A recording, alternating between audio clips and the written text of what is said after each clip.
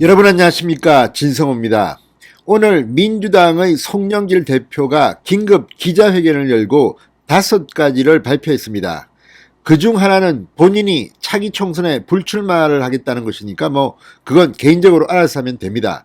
그런데 문제는 서울의 종로구 그리고 경기도 안성 그리고 청주 상당구 등 3군데에 공천을 하지 않겠다고 발표한 데 대해서 지금 민주당 지도부가 부글부글 끓고 있는 것으로 보입니다. 오늘 송영길 대표가 최고위원회의에서 이 발언을 한 것 같은데, 오마이뉴스가 방금 전 당 지도부가 송영길 대표의 이 무공천 방침에 반발하고 있다고 보도했습니다. 조선일보나 중앙일보가 아니라 오마이뉴스가 보도했습니다.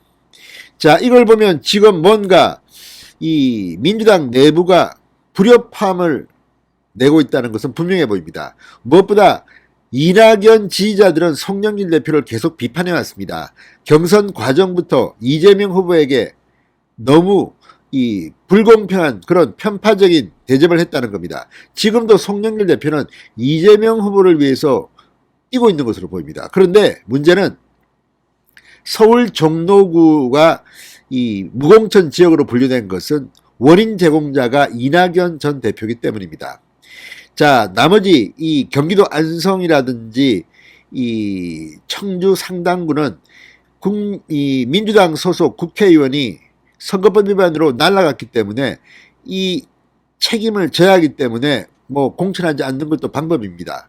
그러나 지난 서울시장, 부산시장 보궐선거 때는 박원순, 오거돈 다 이 보궐선거의 책임 있는 이 제공자가 민주당 소속 이 시장들이었음에도 불구하고 후보를 냈습니다. 그런데 지금 당헌 당규를 고치지도 않고 종로에 공천을 하지 않는다. 이재명 후보는 공개적으로 종로구 등에 공천을 하지 않는 게 좋다는 그런 뜻을 시사한 적이 있습니다. 그래서 송영길 대표가 자신이 차기 총선에 불출마한다는 이야기를 하면서 함께 엮어서 종로 무공천 방침을 밝혔는데, 여기에 대해서 민주당 지도부들은 승복하지 못한 것으로 보입니다. 추가로 집단 행동이 나올 가능성도 있다고 오마이뉴스는 보도했습니다. 자, 오마이뉴스가 보도한 겁니다. 조선일보나 중앙일보나 동아일보가 아닙니다. 왜 이런 발언이 나왔을까요?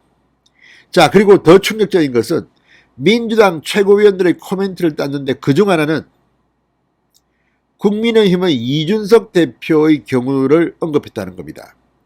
자, 얼마 전까지 윤석열 후보가 이준석 대표를 끌어안기 전까지 이준석 대표는 국민의힘 의원총회에서 거의 이 불신임, 그러니까 사퇴 권고안을 채택하기 일보 직전까지 갔습니다. 가출했다는 겁니다. 윤석열 후보를 제대로 돕지 않고 가출했다는 이유였습니다. 똑같은 이유로 송영길 대표의 이 같은 행동은 이준석 대표의 케이스를 참고로 대표직을 사퇴하라는 권고를 할 수도 있지 않겠냐, 그런 취지로도 해석됩니다. 자, 왜 지금 민주당이 이렇게 시끄러울까요?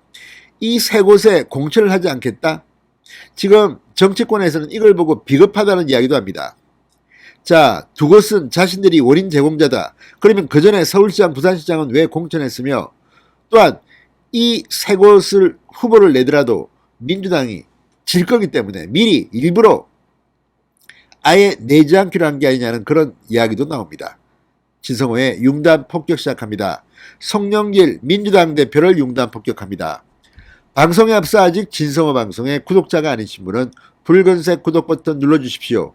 더 좋은 방송으로 보답하겠습니다.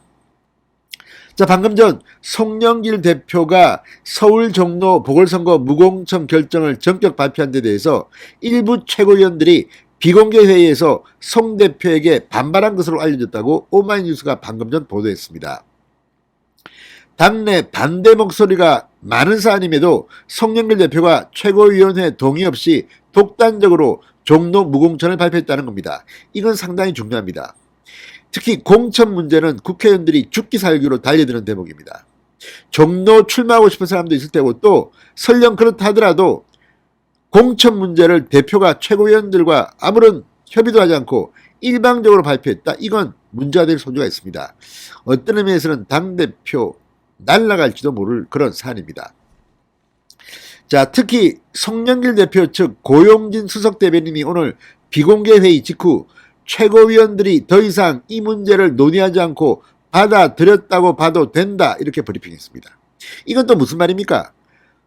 받아들였다고 봐도 된다. 이 말은 정식 의제를 내놓고 의결을 한 것은 아니라는 것으로 보입니다. 자, 복수의 최고위원들은 이에 대해 사실과 다르다 동의를 구하는 절차 자체가 없었다고 반박했다고 오마이뉴스가 보도했습니다. 이미 민주당은 지도부, 당 최고위원회에서 내분이 일고 있음이 분명해 보입니다. 자, 종로라는 지역구는 비위 행위가 아니다. 이낙연 전 대표가 정치적 결단에 의해 공석이 된 만큼 이낙연 전 대표와 가까웠던 친문 성향 최고위원들을 중심으로 정식으로 최고위 회의를 다시 열고 논의해야 한다. 무공천 발표를 무효화하려는 움직임도 감지된다고 보도했습니다. 자, 그렇다면 이건 한 번 더 이낙연 전 대표를 물먹인 행위다. 마치 비위가 있어가지고 종로구에서 공천을 하지 않는다는 것처럼 비칠 우리가 있다는 겁니다. 이건 송영길 대표가 전략적으로 종로에 출마할 사람이 변변치 않거나 또는 여론조사를 돌렸더니 다 크게 지는 것으로 나와서 아예 포기한 게 아니냐 이런 관측이 나옵니다. 물론 이미 거론되는 임종석, 추미애, 박영선 이런 정치인들이 안 하겠다고 했을 가능성도 있습니다. 나 안 한다. 이유가 뭐겠습니까? 당선 가능성이 희박한 이유가 혹시 아닐까요? 자, 어쨌든 지금 종로는 이낙연의 자존심과도 관련되어 있습니다. 이낙연 전 대표는 어제도 오늘도 이재명 후보의 경기도 이 유세를 함께 했습니다. 그런데 이낙연이 마치 비위가 있는 것처럼 종로에 무공천한다? 자신이 없어서 그런 게 아니고 아무튼 이것 때문에 지금 민주당 최고위원회는 상당히 반발하고 있는 것으로 보입니다. 이날 회의에 참석한 한 최고위원은 오마이뉴스와의 전화통화에서 종로 무공천 같은 중대한 결정은 당연히 최고위원들과 미리 상의가 됐어야 한다. 최고위원 중 아무도 몰랐다는 게 말이 되느냐는 문제제기가 나왔다고 전했습니다.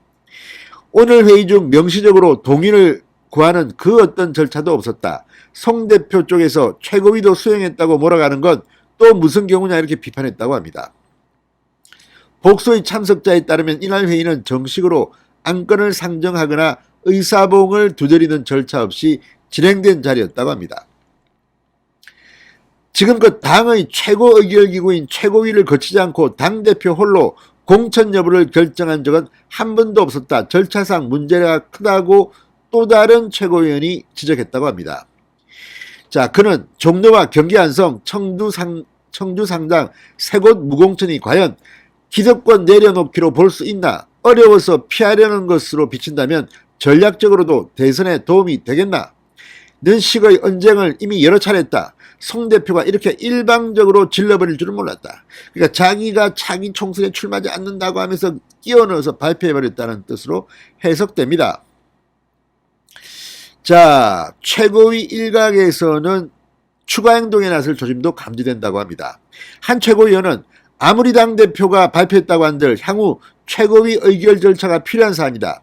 국민의힘에서 이준석 당대표에게 경고 사인을 준 것처럼 우리도 못하리라는 법은 없다고 언급했다고 합니다. 이준석이 갑자기 거론된 겁니다. 송영길 대표도 또 한 차례 홍역을 치를지도 모릅니다. 그런 거 아주 좋아요. 왜냐? 대선이 이제 43일쯤 남았습니다.